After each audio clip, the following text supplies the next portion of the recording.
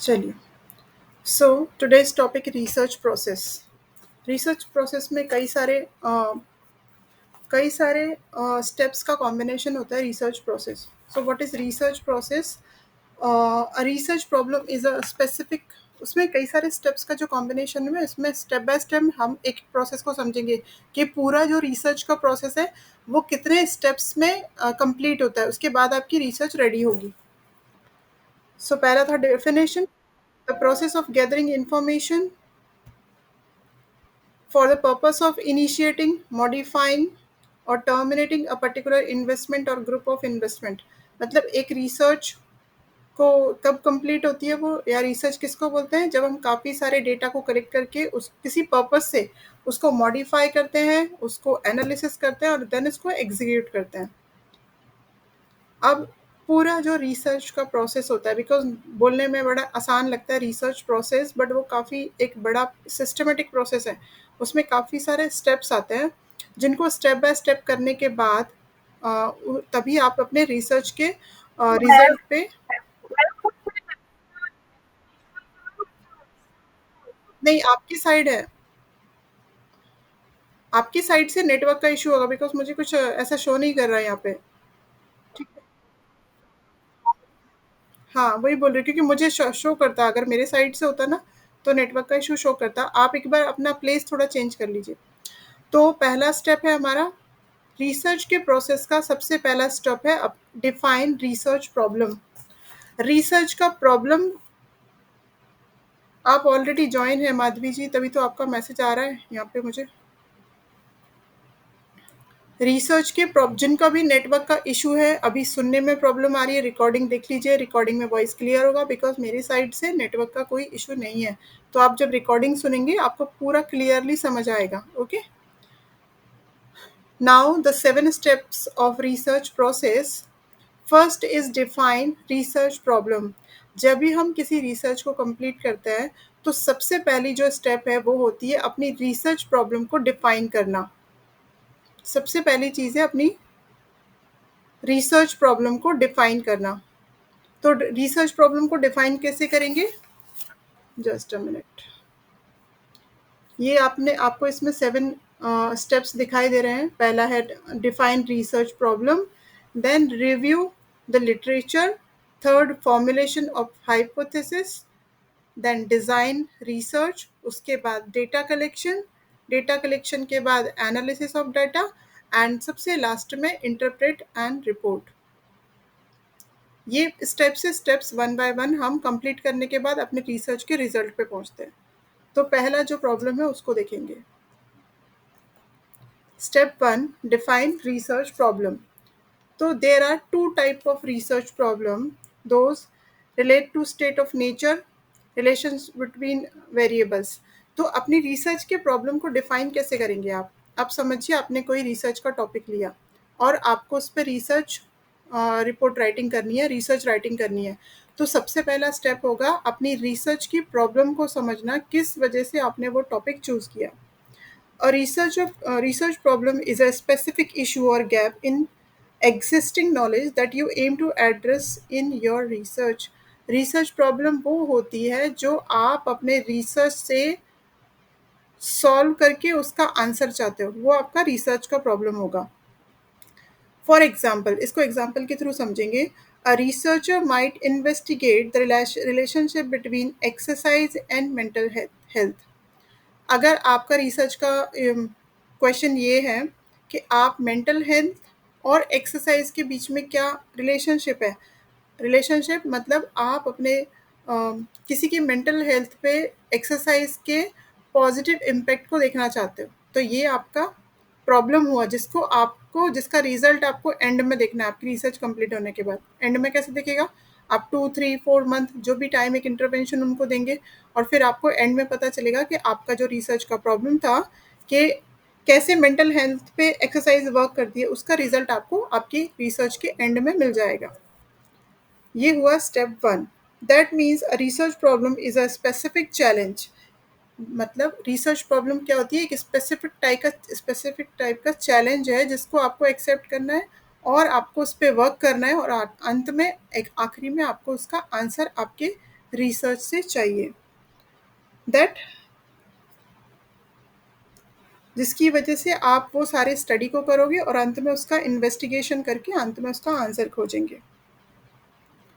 जैसे कि एक दूसरा एग्जांपल हमने कल समझा था कि सोशल मीडिया का बच्चों के मेंटल हेल्थ पे क्या इम्पैक्ट होता है, क्या नेगेटिव इम्पैक्ट होता है। इसके लिए भी आपको कुछ रिसर्चेस करने पड़ेंगे, जिनमें कुछ बच्चे कुछ वेरिएबल्स लेने पड़ेंगे, जिनमें आप वो कितना घंटे सोशल मीडिया को यूज़ कर रहे हैं, फ़ोन को यूज़ कर रहे हैं, देन उनकी मेंटल हेल्थ पे कैसा नेगेटिव इम्पैक्ट, उनके एकेडमिक्स पे, उनके फिटनेस पे, फिजिकल एंड मेंटल फिटनेस पे क्या उसका असर पड़ रहा है। ये इस तरह से आप उस पर रिसर्च करेंगे। नाउ स्टेप हाँ, स्टेप 2 है अभी हमारा, रिव्यू ऑफ लिटरेचर। अब समझिए, आपने अपनी प्रॉब्लम तो समझ गए कि मुझे ये रिसर्च से मेरे पता लगाना है, ये मेरा क्वेश्चन है। ठीक है, अभी हमने 2 क्वेश्चन के बारे में बात की। अब वो हो गया, एक स्टेप कंप्लीट हो गया। अब आए हम दूसरे स्टेप पे, review of literature. The purpose of literature is to collect relevant timely research on your chosen topic. मतलब रिव्यू ऑफ लिटरेचर का, जिस टॉपिक पे आप रिसर्च करना चाह रहे हो उसके बारे में कितना कुछ काम पहले हो चुका है, उससे रिलेटेड डेटा आप कलेक्ट करेंगे। मतलब उसका रिव्यू, मतलब लिटरेचर में क्या क्या वर्क हुआ है उस पर, वो सारा आप सर्च करेंगे, फाइंड आउट करेंगे। ये आपका सेकेंड स्टेप होगा। क्यों? क्योंकि आप जो टॉपिक आपने लिया है उस पर पहले क्या काम हुआ वो तो पता करना पड़ेगा, तभी तो हम उसमें से कुछ नया फाइंड आउट करेंगे। This then prepare you for making your own argument on the topic, or for conducting your original research। उससे क्या होगा, ये सारा, इतना सारा जब आप चीज़ें पढ़ोगे उसके बारे में, तो आपका अंडरस्टैंडिंग उसके बारे में क्लियर होगा, आपकी रिसर्च के बारे में। आपका अंडरस्टैंडिंग वहाँ अपने टॉपिक पे बहुत अच्छा कमांड आपका आ जाएगा, और आप बहुत अच्छी अंडरस्टैंडिंग आपके टॉपिक पे आपकी खुद की आनी चाहिए पहले। तो जितना ज़्यादा आप पढ़ोगे उतना आपका कंसेप्ट क्लियर होगा। That means the aim of any literature is to summarize and synthesize the argument and idea of existing knowledge। मतलब कि रिव्यू ऑफ लिटरेचर, मतलब लिटरेचर पढ़ने का मतलब ये होता है कि आप अपने रिसर्च को कितना समराइज कर पाओगे। जितना पढ़ोगे उतना समराइज करोगे, है ना। जितना ज़्यादा पढ़ोगे उतना आप इजीली समराइज कर पाएंगे और समझ पाएंगे। आप समझ पाओगे तब आपकी चीज़ों को दूसरे को समझा पाएंगे, एक्सप्लेन कर पाएंगे। तो ये हुआ step 2। Now the step 3, formulate hypothesis. अब हाइपोथेसिस हम ऑलरेडी पढ़ चुके हैं, अब ये रिसर्च प्रोसेस का भाग है, इसीलिए हमने पहले से पढ़ा हुआ है। अब यहाँ पे हाइपोथेसिस का काम आया। जैसे कि आपको पता है कि जब भी हम कोई रिसर्च करते हैं तो उसके हमको हाइपोथेसिस फॉर्मुलेट करने होते हैं। मतलब एक प्रिडिक्शन आपको सोचना पड़ता है उसके लिए कि आप क्या प्रेडिक्ट कर रहे हो, आप क्या एक्सपेक्ट कर रहे हो अपने रिसर्च से, उसको बोलते हैं हाइपोथेसिस। तो अपने रिसर्च के हाइपोथेसिस को फॉर्मुलेट कीजिए। Like, as we already know that hypothesis is a statement that explain the prediction and reasoning of your research। आपके रिसर्च का वो क्या देता है, प्रेडिक्शन, कि आप क्या प्रेडिक्ट कर रहे हो, क्या चाह रहे हो, आप क्या चाहते हैं इतना सब स्टडी करके, वो आपको हाइपोथेसिस में देना होगा। ये तो आई थिंक सो एकदम क्लियर होगा। हैंड रेज कर दीजिए जिनको यहाँ तक के सारे पॉइंट्स क्लियर हुए। Okay, nice. किरण जी का बस हैंड रेज नहीं हुआ, तो वीडियो देख लीजिए, कहीं पे कुछ अगर डाउट्स हैं। It is essentially an educated guess based on observation of what the result of your experiment or research will be some hypothesis। मतलब आपकी रिसर्च के कोई ना कोई हाइपोथेसिस ज़रूर होंगे, चाहे वो नल हो या ऑल्टरनेटिव हो। एक एक एग्जांपल से समझ लेते हैं। If I water plants daily they will grow faster. ये आप, अगर आप डेली अपने घर में प्लांट्स में अच्छे से पानी डालते हैं डेली, मतलब बहुत ज़्यादा ख्याल रखते हो आप, मॉर्निंग इवनिंग दोनों टाइम पे उनको अच्छे से वाटरिंग कर रहे हो, तो आप उससे कुछ एक्सपेक्ट करते होगे ना, कुछ आपका प्रेडिक्शन होगा। क्यों? क्योंकि आपने देखा है जिन प्लांट्स को अच्छे से पानी नहीं दिया जाता वो जल्दी सूख जाते हैं, प्रॉपर ग्रो नहीं होते, ये आपको पता है। तो जब आप उनका इतने अच्छे से केयर ले रहे हो तो आपका एक प्रिडिक्शन, एक एक्सपेक्टेशन तो होगा कि जिन पौधों को, जिन प्लांट्स को टाइम टू टाइम केयर के साथ में टाइम टू टाइम हम वाटरिंग करते हैं, पानी देते हैं, वो अच्छे से ग्रो होते हैं, फास्टर ग्रो होते हैं। तो ऐसा एक हाइपोथेसिस एक ऐसा एक्सपेक्टेशन, एक ऐसा अजम्पशन, हमेशा हम जो प्रोसेस करते हैं उसके बारे में हमको होता है, वो है हाइपोथेसिस। वो आपने फॉर्मुलेट कर लिया। अब आएंगे स्टेप 4 में, प्रिपेयरिंग द रिसर्च डिज़ाइन। यहाँ तक हो गया, हाइपोथेसिस भी हमने डिज़ाइन कर लिया कि मेरा ये रिसर्च है, उससे मुझे ये एक्सपेक्टेशन है। अब चौथा पॉइंट, रिसर्च डिज़ाइन कैसे, मतलब आप जो रिसर्च करने वाले हो उसका पैटर्न क्या होगा, उसको कैसे आपने डिज़ाइन किया है, ठीक है। और research design is a methodological well organised procedure utilised by a researcher और अ साइंटिस्ट। यहाँ क्या मतलब हुआ, आप जो भी रिसर्च करने वाले हैं वो क्या पैटर्न होगा। हमने स्टार्टिंग में ऑलरेडी पहले के वीडियोस में हमने पढ़ा हुआ है कि रिसर्च के टाइप कितने होते हैं। तो आपको वहाँ डिसाइड करना है कि आपकी जो रिसर्च है वो किस तरीके से कंप्लीट होगी, उनमें से कौन से टाइप का मेथड उस पर यूज़ करना होगा। तो वो टाइप्स आप पढ़ लीजिएगा, प्रीवियस वीडियो में जाके देख लीजिए, तो वहाँ पे आपको पता चलेगा कि रिसर्च के टाइप कितने होते हैं। उनमें से किसी एक को आप, यस।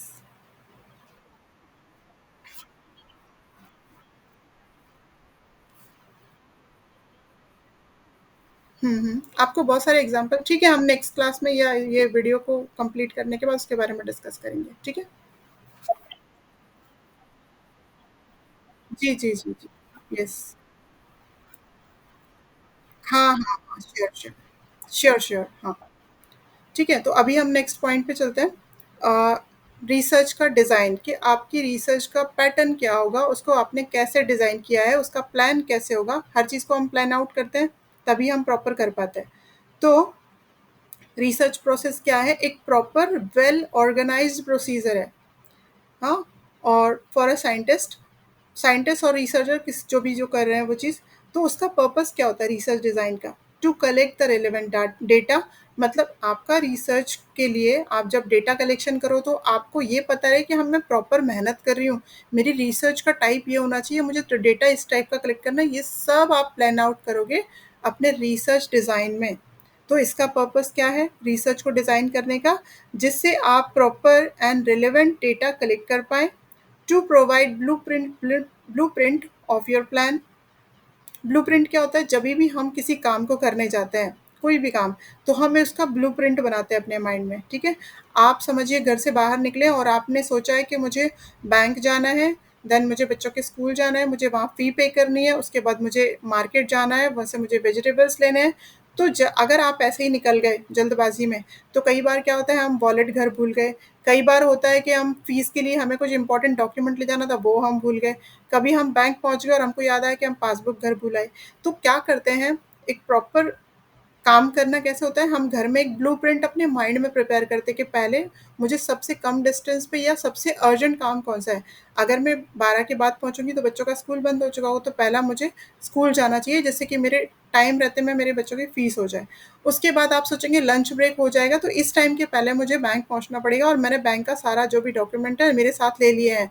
ब्लूप्रिंट माइंड में रेडी हुआ, आपने उसके अकॉर्डिंग डॉक्यूमेंट्स निकाल के रेडी कर लिए। उसके बाद आपको पता है कि उसके बाद फ्री होने के बाद वेजिटेबल मार्केट तो खुला रहता है इतनी देर तक, तो मैं ये चीज़ें, तो ये क्या एग्जाम्पल है, ये ब्लूप्रिंट का एग्जाम्पल है कि आप काम को करने के पहले उसका ब्लूप्रिंट माइंड में रेडी करते हैं, जिससे कि काम करते वक्त उसमें कम से कम मिस्टेक हो। अगर हम ऐसा नहीं करेंगे तो क्या क्या हो सकता है, किस किस चीज़ के चांसेस है, हो सकता है हम कोई इंपॉर्टेंट डॉक्यूमेंट घर ही भूल जाएं, हो सकता है हम कोई भी चीज़ भूल जाएं। तो ब्लूप्रिंट बहुत इंपॉर्टेंट होता है कोई भी इंपॉर्टेंट काम को करने के लिए।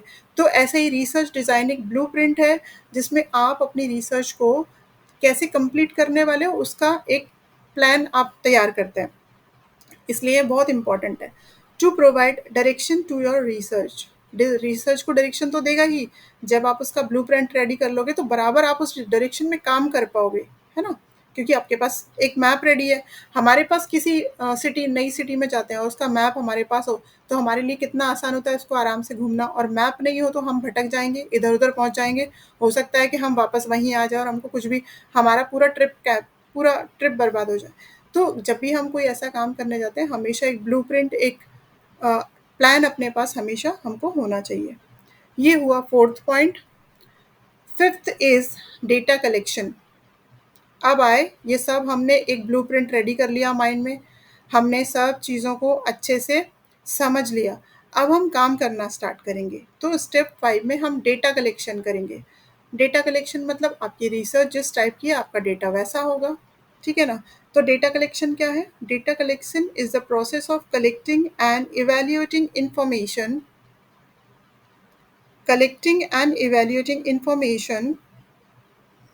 or data from multiple sources to find answer to research problem। अपनी रिसर्च प्रॉब्लम का आंसर फाइंड आउट करने के लिए जो डेटा आप कलेक्ट करते हो, जिसको इवैल्यूएट करते हो, इंफॉर्मेशन या डेटा जो भी बोल सकते हैं, उस प्रोसेस को बोलते हैं डेटा कलेक्शन। डेटा को कलेक्ट करना और उसके ऊपर प्रोसेस करना, उसको इवैल्यूएट करना कहलाता है data collection. Data collection is a systematic process. Systematic process होती है, ऐसे नहीं सारी चीज़ें सिस्टमैटिक होंगी तभी प्रॉपर रिजल्ट आएंगे, है ना? Data collection is a systematic process of gathering observation और measurement. Data collection allows your gain first hand knowledge. सबसे पहला डेटा कलेक्शन क्या करता है? आपको फर्स्ट हैंड नॉलेज देता है, क्योंकि आप जो करने वाले हो अगर आप उसका डेटा ही कलेक्ट नहीं करोगे तो आप रिजल्ट तक कैसे पहुंचोगे? डेटा तो कलेक्ट करना पड़ेगा। आपने किसी को इंटरवेंशन दिया है कि मुझे 3 मंथ में इस चीज़ का इम्पैक्ट देखना है आपके ऊपर, तो आपको डेली वो सैम्पल्स वो रिकॉर्ड रखना पड़ेगा अपने पास कि 1 वीक में ये चेंजेस आए, देन 2 सेकेंड वीक में ये चेंज आए, फिर 3 महीने में इतने। तो आपको डेली रिकॉर्ड रखना पड़ेगा हर चीज़ का। लाइक आप कोई भी चीज़ें, कोई मशीन या इक्विपमेंट्स आप यूज़ कर रहे हैं, बीपी चेक कर रहे हैं किसी का, प्राणायाम का इफेक्ट उस बीपी पे देख रहे हैं, तो बीपी चेक करेंगे तो वो रिकॉर्ड रखना होगा सारा। फिर उनमें कितना वेरिएशन आया, कितने चेंजेस आए, वो सारा रिकॉर्ड आपको रखना होगा। तो इस तरह से डेटा कलेक्शन बहुत ज़्यादा ज़रूरी और ध्यान से करना बहुत ज़्यादा ज़रूरी है। Before you begin collecting data you need to follow these 4 steps. जब भी हम डेटा कलेक्ट करते हैं तो हमें कुछ बातें हमेशा अपने माइंड में रखनी चाहिए। वो क्या है? Define the aim of your research. Choose your data collecting method. मतलब आपको ये पता होना चाहिए कि आप डेटा तो कलेक्ट करने जा रहे हो, बट उसका मेथड क्या होगा? कौन से मेथड से आप डेटा कलेक्ट करोगे? अब मेथड भी आपने चूज़ कर लिया, बट आपको ये पता होना चाहिए कि कौन सा मेथड ज़्यादा इफेक्टिव होगा आपकी वाली रिसर्च पे। लाइक आपको एक्सपेरिमेंट करना है उस रिसर्च में, आपको सर्वे करना है, आपको इंटरव्यू से डेटा कलेक्ट करना है। ये सब आपको जब आपने रिसर्च को डिज़ाइन किया था वहीं पे आपको अपने पास लिखना है, नोट डाउन करना है, वो चीज़ों को समझ लेना है कि आपको डेटा किस तरीके से कलेक्ट करना है। अब ये तो अप्लाई करने वाली बात हुई स्टेप 5 में कि डेटा कलेक्ट करना स्टार्ट करेंगे जो आपने सोचा हुआ है उस तरीके से। मतलब इंटरव्यू, एक्सपेरिमेंट, सर्वे जो भी जिस भी तरीके से आपको करना है वो आपको यहाँ पे अब प्रैक्टिकली करना स्टार्ट करना है। उसके बाद 6th आएगा हमारा step 6, data analysis. Data type नहीं है, मैंने बोला उन बातों का आपको ध्यान रखना पड़ेगा। यस, अपने माइंड में कुछ चीज़ें रखनी पड़ेंगी। वो हो गया ना, अभी मैंने जो बताया आपको, जैसे कि किन, ये टाइप टाइप मतलब इन तरीके आपको डेटा कलेक्ट करते वक़्त ये ध्यान रखना पड़ेगा कि आपका मेथड क्या होगा डेटा कलेक्ट करने का, ठीक है? और आप जो डेटा कलेक्ट कर रहे हो उससे आपकी रिसर्च का प्रॉपर आंसर मिलेगा क्या, उन सब चीज़ों को ध्यान में रखते हुए आपको डेटा कलेक्ट करना है। फिर डेटा कलेक्ट करने का मेथड कौन सा होगा? लाइक एक्सपेरिमेंट होगा, सर्वे होगा, इंटरव्यू होगा, इन सब चीज़ों का ध्यान रखना है।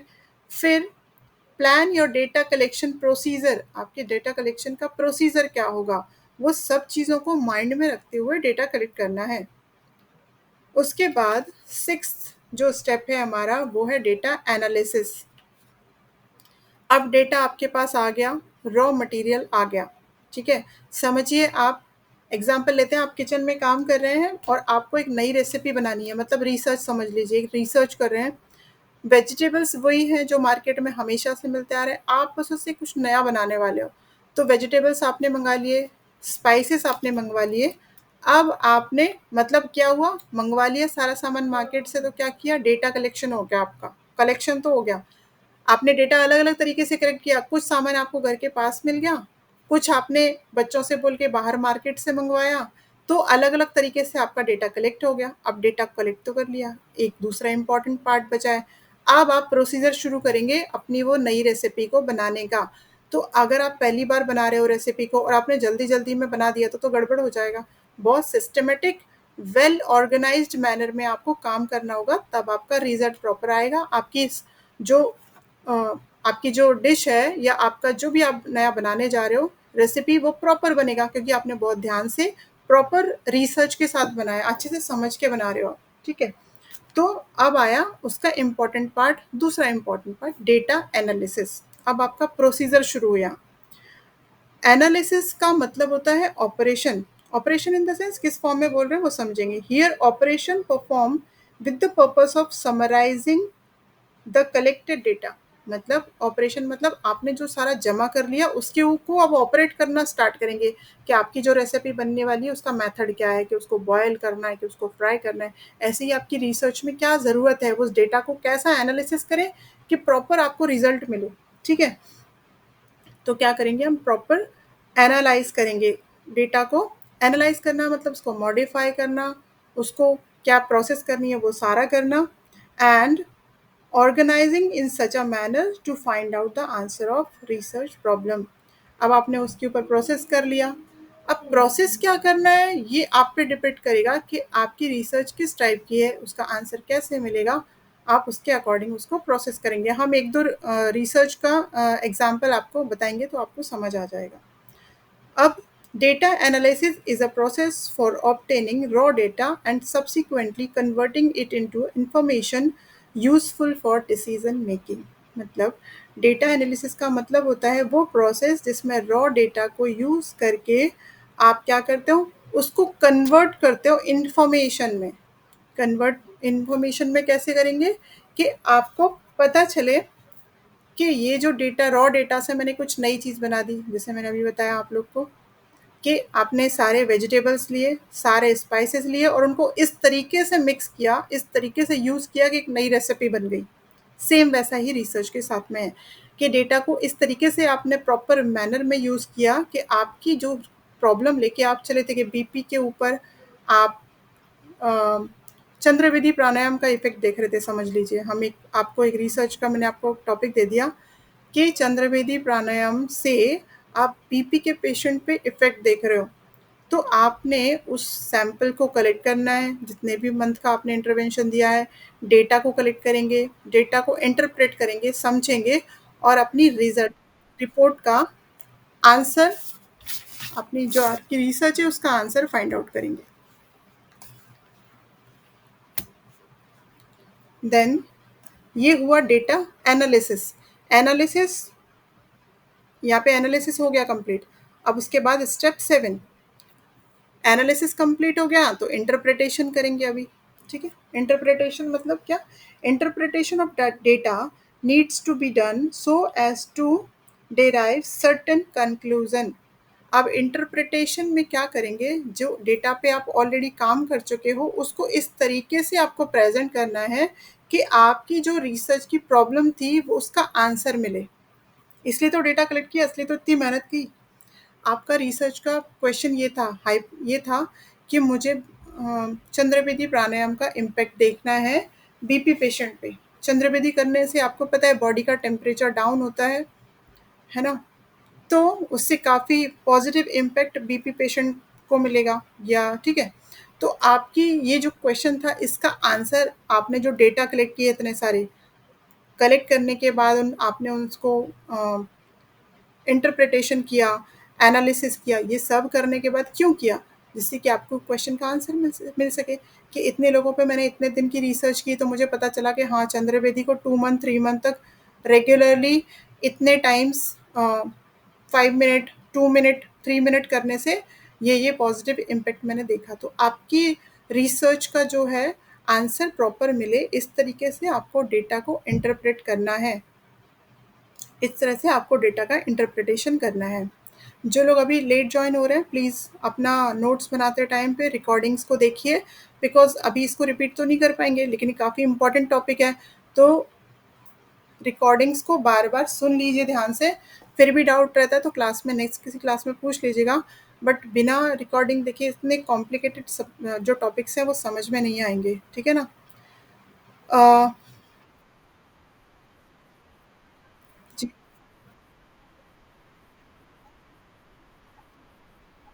प्रैक्टिकली देखे बिना तो आप उसका आंसर ही नहीं कर पाओगे ना। जैसे समझिए, आप आपने किसी को इंटरवेंशन दिया, ठीक है? इंटरवेंशन तो दे दिया, अब उनमें कोई इम्पैक्ट ही दिख नहीं रहा, तो आप अपनी रिसर्च में लिखोगे कि कैसे कि इम्पैक्ट होता है? आपको प्रैक्टिकली विज़िबल होगा तभी ना आपका रिज़ल्ट आया। वो खुद बताएँगे जिनको जो पेशेंट आपने लिए, जिनके ऊपर आप रिसर्च कर रहे हो, वो पेशेंट में अगर कोई पॉज़िटिव रिज़ल्ट ही नहीं मिला आपको, तो आपकी रिसर्च तो गलत हो गई ना, कुछ एरर आ गया, ऐसे समझ सकते हैं। या फिर प्रॉपर हमने इंटरवेंशन नहीं दिया, कुछ ना कुछ गड़बड़ हुई, आपको फिर से करना पड़ेगा क्योंकि आपको प्रैक्टिकली तो दिख ही नहीं रहा ना उन पे इम्पैक्ट। नहीं, नहीं, यहाँ पे जस्ट पेशेंट वाली बात ही नहीं है। आप तो थ्योरेटिकल रिसर्च भी ले सकते हो ना, ज़रूरी नहीं है कि आप पेशेंट से ही रिलेटेड लो। यहाँ तो हम योग की बात कर रहे हैं इसलिए हम योग के टॉपिक ले लेते हैं, अदरवाइज़ आप कोई भी टॉपिक ले सकते हो, थ्योरेटिकल भी ले सकते हो, जिसमें थ्योरी से रिलेटेड हो। जिसमें आपको कोई पेशेंट किसी की ज़रूरत नहीं है, आप कुछ ऐसा रिसर्च कर रहे हैं जो इस किसी एक जो हमारे योग के ग्रंथ हैं समझिए, आपने योग सूत्र से कोई टॉपिक लिया और आप उस पे रिसर्च कर रहे हो, तो उस पे जो कमेंट्रीज़ लिखी हुई हैं, उस पे जो रिसर्च आर्टिकल लिखे हुए हैं, उन सब से कुछ डेटा कलेक्ट करके उसको कुछ इंटरप्रेट करके कुछ तो भी नया बताना चाह रहे हो आप, ऐसे भी कर सकते हो, है ना? तो ऐसा कोई ज़रूरी नहीं कि हर जगह पेशेंट की ही बात हो। पेशेंट की बात तब आती है जब हम एक एक्सपेरिमेंटल रिसर्च करते हैं। जब हम फिलोसॉफिकल रिसर्च कर रहे हैं, जब फिलोसॉफी से रिलेटेड पार्ट है, तो हमको कोई ज़रूरत नहीं है कि हम उसमें पेशेंट वाली कोई बात ही नहीं होगी, ठीक है ना? अब हम एक टॉपिक लास्ट में डिस्कस करते हैं कि जो इंटरप्रिटेशन अभी हमने किया था, उसमें हमको क्या-क्या बातें ध्यान रखनी चाहिए, क्या-क्या प्रिकॉशंस लेना चाहिए अपनी रिपोर्ट को एग्ज़ीक्यूट करते टाइम। अब समझो बन गई, ठीक है? आपका रिसर्च कंप्लीट हो गया, आपको उसको सबमिट करना है, तो सबमिट करने से पहले थोड़ा चेक तो करोगे कि प्रॉपर हुआ या नहीं। तो क्या-क्या प्रिकॉशन इंटरप्रिटेशन के टाइम होने चाहिए? इंश्योर प्रॉपर डेटा कलेक्शन, ये चेक कीजिए कि आपने जो डेटा कलेक्शन किया था वो प्रॉपर था। दूसरा डेटा एनालिसिस आपने प्रॉपर किया, मतलब जो एनालिसिस उन पे होना चाहिए था वो भी आपने ठीक से किया हुआ है। एरर्स कैन अराइज, इसमें एरर भी आ सकता है, आप जो रिजल्ट एक्सपेक्ट कर रहे थे वो रिजल्ट नहीं आया, वो भी चीज़ें हो सकती है, तो उनको भी ध्यान रखिए कि and writing the research report is the last step of research writing.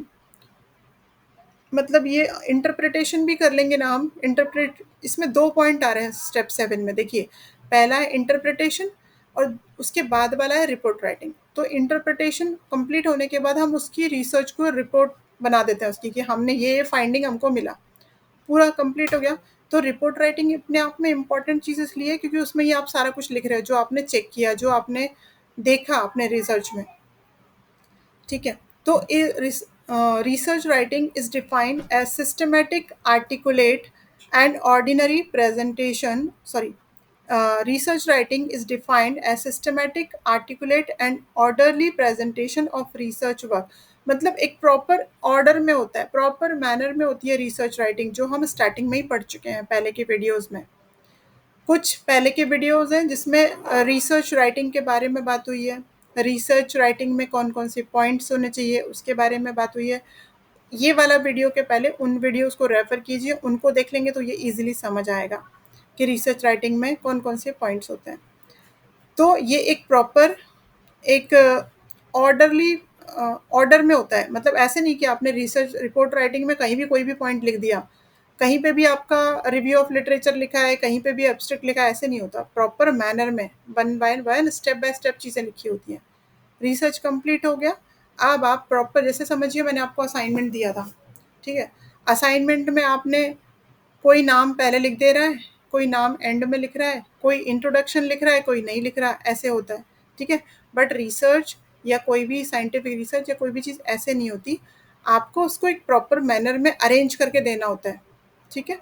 तो रिपोर्ट राइटिंग या research writing is a systematic and orderly presentation of research work in written form. तो इस तरह के 7 स्टेप्स का हमको ध्यान रखना है रिसर्च राइटिंग में या अपने